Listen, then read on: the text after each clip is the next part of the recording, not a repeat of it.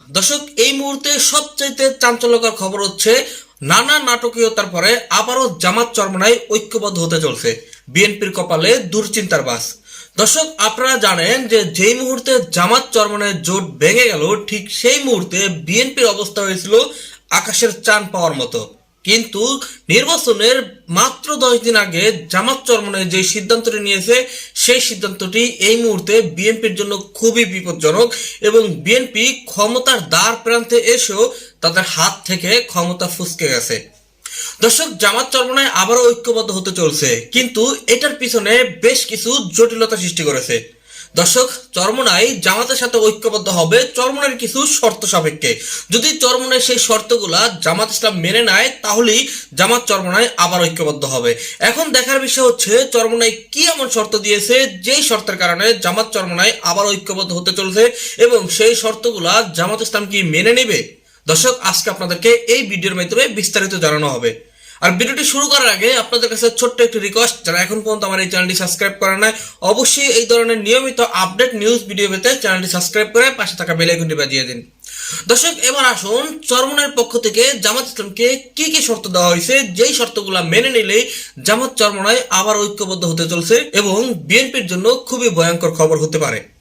দর্শক, চরমনার পক্ষ থেকে মাত্র 4টি শর্ত দেওয়া হয়েছে। প্রথমত শর্ত দেওয়া হয়েছে জামাত ইসলামের ভুল স্বীকার করতে হবে, যেই ভুলটা তারা করেছিল শরিয়াকে বাস্তবায়ন করো না বলে। দর্শক, তাদের মেনে নিতে হবে যে আমরা ক্ষমতায় আসলে শরিয়া বাস্তবায়ন করবে এবং তারা এটা প্রকাশ্যে বলতে হবে, 1 নম্বর শর্ত। দ্বিতীয় নম্বর শর্ত হচ্ছে যে আপনারা জানেন যে জামাত ইসলামের পক্ষ থেকে আমেরিকার সাথে একটা বৈঠকের কথা হয়েছিল এবং এটা বৈঠক চলছে এবং তাদের এই বৈঠকটা সম্পূর্ণ ভুল করছে তারা, এটা তাদের স্বীকার করে নিতে হবে এবং জাতির কাছে এটা তাদের ক্ষমা চাইতে হবে। তৃতীয় নম্বর শর্ত হচ্ছে চরমনাইকে যেভাবে হেয় করা হয়েছে, যেভাবে তুচ্ছ তাচ্ছল্য করা হয়েছে, এই বিষয় নিয়ে জামাত ইসলামের কাছে ক্ষমা চাইতে হবে। চরমনাইকে তাদের প্রাপ্য সম্মানটা তাদেরকে বুঝিয়ে দিতে হবে, তাহলেই চরমনাই জামাতের সাথে ঐক্যবদ্ধ হবে। চতুর্থ নম্বর শর্ত হয়েছে গিয়ে জামাত চরমনাই জোট যদি ক্ষমতায় আসে, তাহলে জামাত ইসলাম বলেছিল যে বিএনপির সাথে একটা জাতীয় সরকার গঠন করবে, সেইটা কোনোভাবেই জাতীয় সরকার গঠন করতে পারবে না। যদি জামাত চরমনাই ঐক্যবদ্ধ হয়, তাহলে বিএনপিকে বাদ দিয়েই তারা সরকার গঠন করবে এবং সেখানে চরমনাইকে তাদের প্রাপ্য সম্মান তাদের দিতে হবে। এখন প্রাপ্য সম্মানটা আসলে কি, সেটা তারা উল্লেখ করা হয় নাই।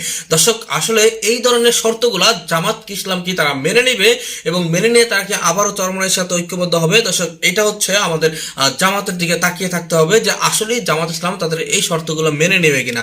কিন্তু এই শর্তগুলো যদি জামাত ইসলাম মেনে নেয় এবং চরমনাই এবং জামাত যদি আবারও ঐক্যবদ্ধ হয়ে যায়, তাহলে 100% আপনি ধরে নিতে পারেন বিএনপির হাতের মুঠ থেকে ক্ষমতাটা ফুসকে গেছে এবং বিএনপি কোনোভাবেই ক্ষমতা আসতে পারবে না। দর্শক, এখন মূল বিষয় হচ্ছে চরমনাইয়ের পক্ষ থেকে তারা কি আরেকটু নমনীয়তা আচরণ করবে কিনা এবং জামাত ইসলাম তাদের এই শর্তগুলা মেনে নেবে কিনা। দর্শক, আপনাদের মূল্যবান মতামত অবশ্যই কমেন্ট বক্সে জানিয়ে যাবেন। আজকের মতো ভিডিওটা এখানে শেষ করছি, দেখা হবে পরবর্তী অন্য কোনো ভিডিওতে। সেই পর্যন্ত ভালো থাকবেন, সুস্থ থাকবেন, আল্লাহ হাফেজ।